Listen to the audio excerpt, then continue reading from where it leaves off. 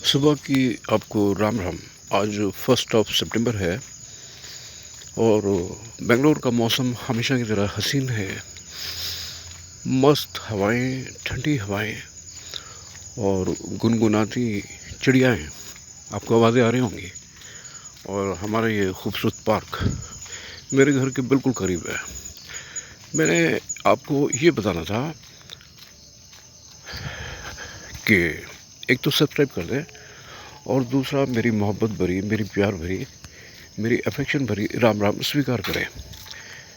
बीमारियां क्यों आती हैं, गुस्सा क्यों आता है, नफ़रत क्यों पैदा होती है और अनजानी घटनाएं क्यों होती हैं और अनफोर्सीन एक्सपेंसेस भी क्यों हो जाते हैं, इन सब बातों का विश्लेषण करने की मैं कोशिश करूँगा। आपको मेरी बातें पसंद ना आए तो मेरी वीडियो बिल्कुल मत देखें। मैं आपको बोला था कि मेरे मोस्टली कस्टमर जो हैं they are very aristocrat, with whom I am sitting, with whom I am talking, with whom I am moving, it matters. You tell me about your friends, I will tell you what you are. It is a proverb. You tell me about your friends, I will tell you what you are. It is a proverb. तो doctors जो मेरे customer हैं और वो मेरे को बोलते हैं कि अनूप आपके हम पेशेंट हैं, वो इतना मेरे को प्यार देते हैं। जब I will enter into their cabin, they will गले लगाएंगे मेरे को, they will take me in arm, बैठाएंगे, बात करेंगे। अब उनके पास पेशेंट्स तो आते रहते हैं। एक पेशेंट आता है, ये बीमारी आपको क्यों हुई?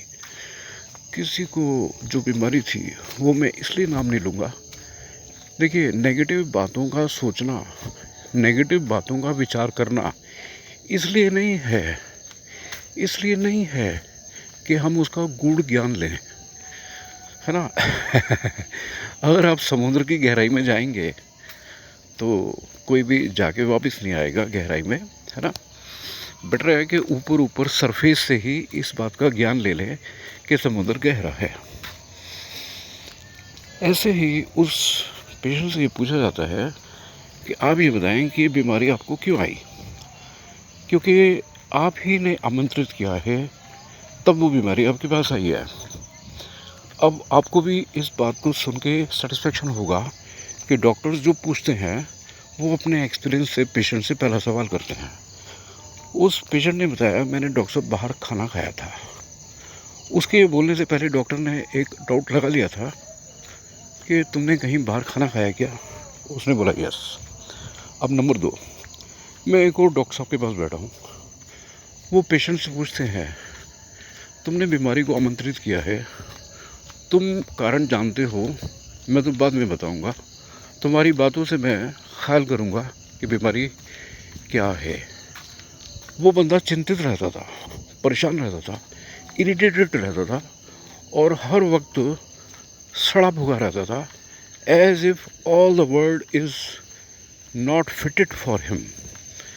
वो सारी दुनिया जैसे उसके काम की नहीं है और वो बीमारी से वो ग्रस्त हो गया।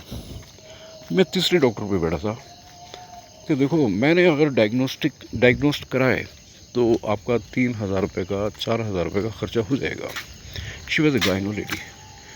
Now you tell me about this because you are pregnant. ये सारी बातें क्यों घटी हैं जो तुमने बोला है मेरे को? तो उस पेशेंट ने, जो प्रेग्नेंट थी, हिचक के, हेजिटेशन करके वो बातें बता डाली।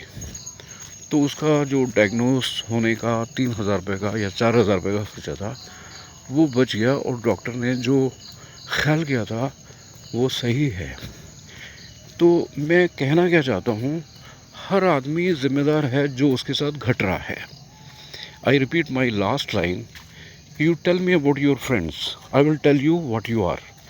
You tell me about your thinking, what you are thinking all the day, what you are into all the day. You become alike. आप कैसे सोच सकते हैं कि आप सड़ी गली बातें जिनसे आपका कोई लेना देना नहीं है, नफ़रत भरी बातें, वो बातें जिनसे आपका कोई लेना देना नहीं है, अगर आप फ्री हैं तो कोई आके आपसे इसकी उसकी उसकी बुराई, ऐसी बुराई वैसी बुराई कर के आप दोनों अपना टाइम पास कर लेते हैं और आप ये सोचते हैं कि आपकी बॉडी में कोई इफ़ेक्ट नहीं पड़ा। जिन लोगों के बारे में भी नेगेटिव बातें घटती हैं, होती हैं, उनको तो कोई भी फ़र्क नहीं पड़ना, उन्होंने तो नहीं सुना। लेकिन जो जहर घुला है किसी के ख़िलाफ़, वो जहर लौट के बॉडी में आता है और रफ्ता रफ्ता धीरे धीरे बीमारियां आपके बॉडी में आती हैं और बसेरा करती है। फिर परेशानी है कि चलो डॉक्टर पे चले। तो मेरा सुबह सुबह आपको यही कहना है, आप अपने विचारों पे ख्याल करें, आप अपनी थिंकिंग पे ख्याल करें, आप अपनी जहनीत का ख्याल करें, आप अपनी सोच का ख्याल करें, आप जिनके साथ उठते बैठते हैं उनका विचार करें। और कभी 1 घंटा, आधा घंटा, 2 घंटा, 3 घंटा, जैसे और लोग बिल्कुल कंप्लीटली ऑल अलोन रहते हैं और बिल्कुल they are detached from the whole world, ऐसे अगर आपने कर लिया तो आपको जो शांति मिलती है दैट मैटर्स। और वो जो शांति, पीस ऑफ माइंड जो आपको मिलेगी वो अतुलनीय है।